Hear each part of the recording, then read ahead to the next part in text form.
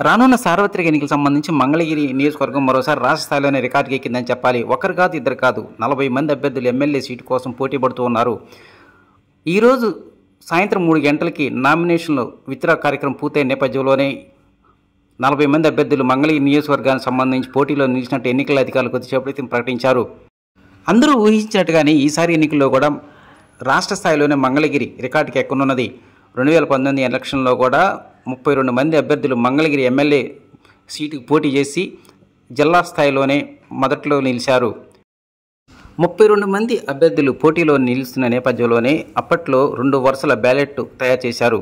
తాజాగా 40 మంది పోటీలో ఉన్న నేపథ్యంలోనే ఈసారి తప్పనిసరిగా 3 వరుసల బ్యాలెట్ తయారు చేయాల్సిన పరిస్థితి ఏర్పడిందని ఎన్నికల అధికారులు ప్రకటించారు. మంగళగిరి నియోజకవర్గంలో 40 మంది అభ్యర్థులు ఎమ్మెల్యే సీటుకు పోటీ చేస్తున్న నేపథ్యంలోనే బహుశా ఇది రాష్ట్ర స్థాయిలోనే మొదటిది కావచ్చని ఎన్నికల అధికారులు ఓ అంచనాకు వచ్చారు. పురుషులతో పాటు ఈసారి మొదటిసారి 8 మంది మహిళలు ఎమ్మెల్యే సీటుకు పోటీలో నిలిచారు.